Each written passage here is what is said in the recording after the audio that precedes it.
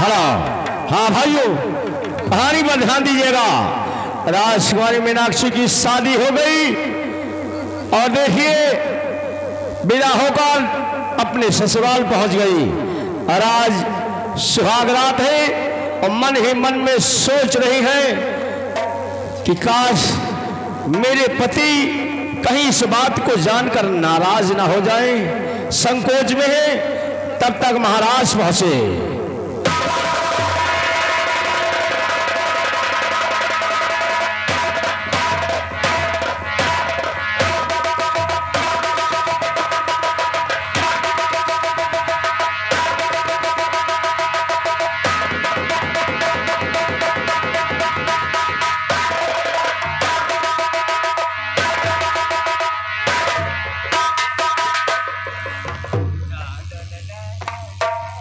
प्रिय मेरी पहली महारानी का स्वर्गवास हो गया है। तुम हमारी दूसरी महारानी हो। तुम्हारी और हमारी शादी हो गई है, इसलिए मैं तुमसे कुछ कहना चाहता हूँ। क्या कहना चाहते हैं स्वामी जी? तो घूंघट खोलो प्यारी आज, घूंघट खोलो प्यारी आज और हृदय को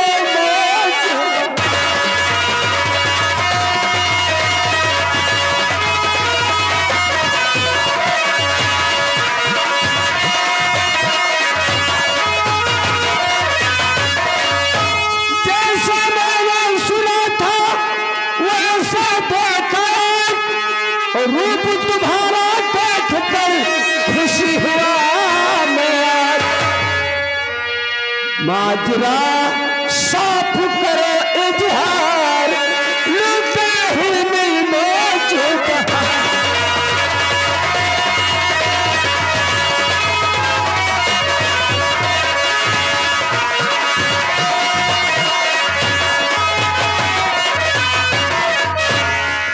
प्रिय, आज हमारी तुम्हारी मुलाकात पहली बार है और सुहाग रात की रात है और लेकिन स्वामी जी, मुझसे पर्दा क्यों है? पर्दा क्यों मुझसे? मेरी गुस्ताखी को आप माफ करना, मैं आपसे माफी चाहती हूँ। क्या कहना चाहते हैं? आपके काबिल नहीं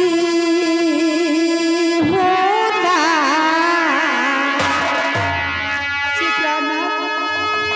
आपके काबिल नहीं होना, गलती करना मेरी मेरे काबिल नहीं है?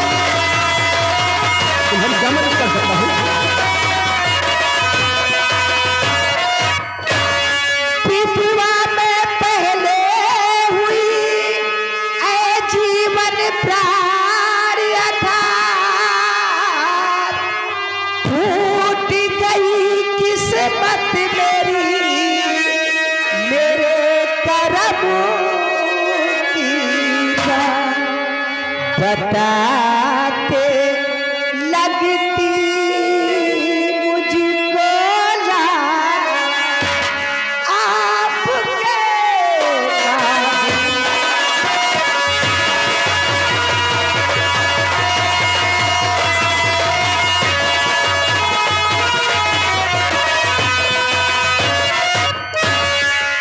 कैसे हुई गर्भवती तो मुझको बतलाए, और शादी हुई थी तेरी या किया किसी से प्यार। तो माजरा साफ करे इजहार, न शंका दिल में करिए।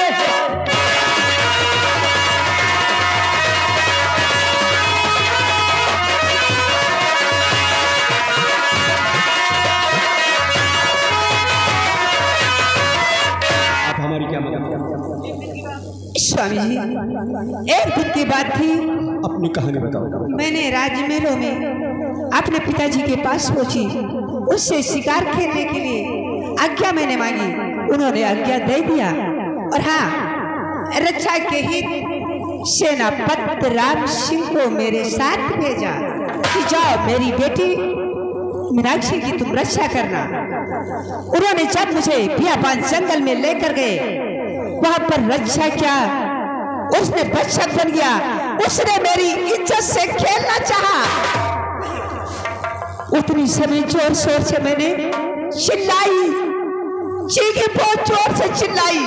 उतनी समय एक बहादुर शिकारी ज्वाला नाम का इंसान आकर मेरी इज्जत बचाई और उस हरामजादे को जान से खत्म कर दिया। महाराज का काम किया। मैंने उसकी वीरता देखकर मैंने अपना दिल उन्हें दे बैठी। मैंने उससे प्यार किया और उनका एक दिन की और बात थी। उसी दिन कुटी में थी, हम दोनों झोपड़ी में, उनके बचाओ बचाओ की आवाज आई। उन्होंने कहा मुझसे, मीनाक्षी तुम इसी झोपड़ी में रहना, किसी की जान खतरे में है, हम उसकी जान बचाने के लिए जा रहे हैं। उन्होंने मुझे अपनी झोपड़ी में कर उन्होंने बियाबान जंगल की तरफ गए और वहां पर शिकार उन्होंने से मार डाला, मेरे पति को जान से मार डाला। उससे नहीं रहा गया। मैंने जब ढूंढने निकली तो क्या देखा, मेरे पति की लाश। उस लाश को उठाकर अंतिम दाह संस्कार किया। और जिस दिन मेरे पिता ने मेरी शादी की पर ढूंढ रहे थे, उसी दिन मैंने ये सोचा था कि मैं बात अगर पिताजी से बताती हूँ तो मुझे जान से मार डालेंगे। मैंने अपने दिल में फैसला किया कि ये बात तब उन्हीं से बताऊंगी जिससे मेरी शादी हो रही है। अगर वो चाहेंगे तो मुझे जीवन दान दे देंगे, अगर वो चाहेंगे तो मुझे जान से मार देंगे। महाराज, फैसला आपके हाथ में। और मैं गर्भवती हूँ, शिकारी ज्वाला का फल मेरे पेट में पल रहा है। बस तो बात सुनकर तेरी मेरा दिल भर गया, लेकिन चिंता नहीं दिल में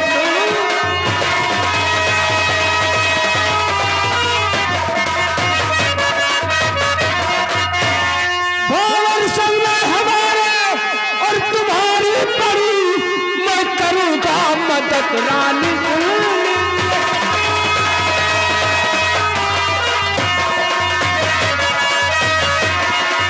लेकिन महाराज, हमारी क्या मदद करेंगे आप?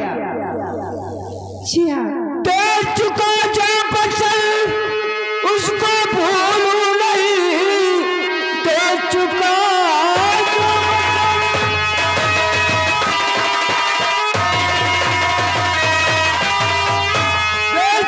जो बचन उसको भूलूं नहीं। मेरी रानी रहेगी सदा उम्र भर, भेद तुमसे करो जिंदगी भर नहीं, तेरी औलाद को समझो अब।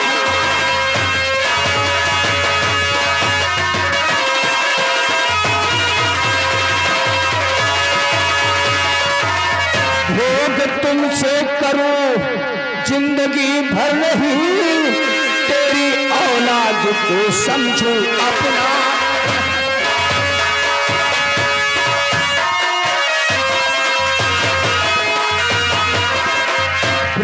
तुम चिंता मत करो, दुनिया की नजर में तुम हमारी महारानी रहोगी, लेकिन हमारे तुम्हारे बीच बहन भाई की जैसा संबंध रहेगा। मैं तुम्हें वचन देता हूँ कि आज से तुम्हारे शरीर पर मेरा कोई अधिकार नहीं। बहुत अच्छी बात है महाराज। अगर तुम्हारी कोख से बेटी पैदा होगी तो किसी राज घराने में अच्छा घर देकर उसकी शादी करवा दूंगा। यदि बेटा पैदा होगा तो बालिक होने पर उसे रत्नागर रियासत का उत्तराधिकारी बना, यानी यहाँ का महाराज। नहीं है काम दिया का वचन दे कर्म कर जाना, फिर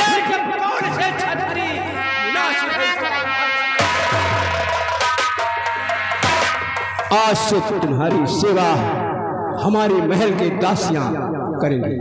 चिंता करने की कोई बात नहीं है। बहुत अच्छी बात। रात काफी बीत चुकी है, तुम इसी कमरे में सो जाओ और मैं चलता हूँ दूसरे कमरे में सो जाऊंगा। मैं तुम्हारे पास जीवन भर नहीं आऊंगा, तुम्हारी महारानी बनकर रहूंगा।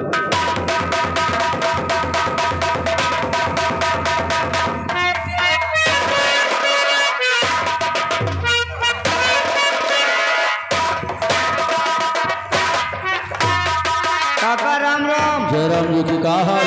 सब बढ़िया है। और 6 बच्चा है? 6 बच्चा नहीं तो 12 बच्चा बताइए। जो उस दिन मैंने उस नौजवान को पाया था जख्मी हालत में, हाँ दवा उपचार बहुत कराया। हाँ आओ उसको बुला कर लाओ, उससे पूछते कहाँ का रहने वाले क्या है। ठीक है, एकदम चंगा भला बना है।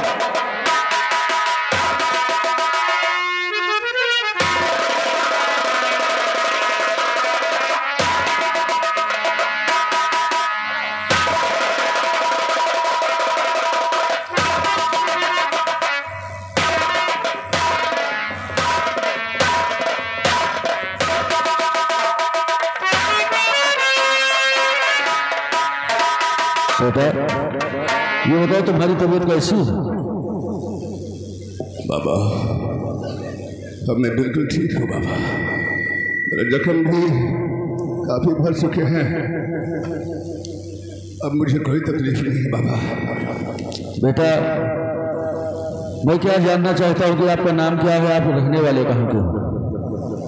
हाँ बाबा, आपने जख्मी हालात में उठाकर लाकर मेरी सेवा किया, मेरा दवा उपचार करवाया, बहुत प्यार दिया मुझे आपने, लेकिन कभी आपने ना पूछा बाबा और ना मैंने बताया। अब आप पूछ रहे हैं तो बताना तो पड़ेगा बाबा। बैठ जाइए बाबा। बोलिए।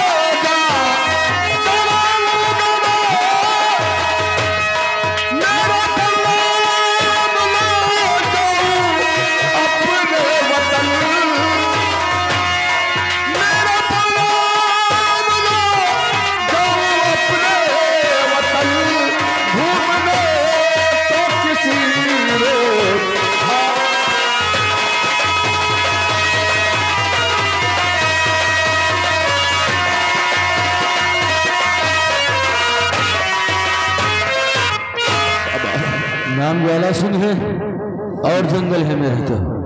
हाँ बाबा। एक बात तो मैं भूल ही गया था कि मैं सोचा था कि तुम अपने वतन जाना चाहते हो, जाओगे, लेकिन ठीक है बेटा, मैं तो उम्मीद पर कि मेरी बुढ़ापी का सहारा एक दिन बनोगे, लेकिन जो तुम अपने वतन जाना चाहते हो तो कोई बात नहीं है। तकलीफ तो मुझे होता है बहुत, क्योंकि मैंने तुम्हें अपने बेटे से ज्यादा माना है। हाँ बाबा, ये सच है। जख्मी शेर ने हमें इस तरह जख्मी किया था, काश उस वक्त आप उस जख्मी हालात में हमें जंगल से उठाकर न लाए होते, आप मेरा दवा उपचार न करवाए होते तो शायद उसी जंगल में तड़प तड़प के मर जाता है बाबा। आपके बड़े एहसान हैं मुझ पर, लेकिन क्या करूं बाबा, आपको छोड़ के जाने को दिल नहीं करता है, लेकिन मजबूर हूं, क्योंकि ज्वाला का जिस्म आपके पास है बाबा, लेकिन ज्वाला की जान ज्वाला की झोपड़ी में कैद है बाबा। बेटा अगर ऐसी बात है तो आप जा सकते हो, लेकिन कभी कभी मिलने चले आया किया करो, क्योंकि हम भी इसी जंगल में रहते हैं, लकड़ियां काटते रहते हैं। बाबा मैं वादा करता हूँ आपसे, आपने मुझे बेटा कहा है, तो काश कभी आप पर कोई वक्त पड़े तो आप बुला लेना अपने बेटे को। बड़े वाले जंगल में मेरी झोपड़ी है, लोग मुझे शिकारी ज्वाला सिंह के नाम से जानते हैं। शेर का शिकार करना मेरा बचपन का शौक है बाबा। माँ कसम, काश कभी आपका यह बेटा आपके किसी काम आ सका, तो आपके आन मान शान के लिए जरा अपने जिस्म का एक एक बूंद खून आपके चरणों पर निछावर कर देगा। और जब कभी भी इधर आऊंगा आपके दर्शन किए बगैर नहीं जाऊंगा बाबा। बहुत अच्छा बेटा, जा सकते हो आप।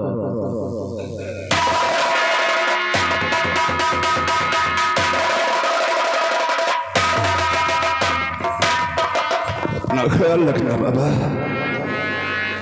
भैया जात को लेकिन हमका सबका भूल न जाए। कैसी बात कर रहे हैं आप दोनों ने तो ज्वाला के दिल में अपना एक ऐसा घर बना लिया है जहां से कभी निकाल ही नहीं पाऊंगा मैं। बस बाबा का ख्याल रखना।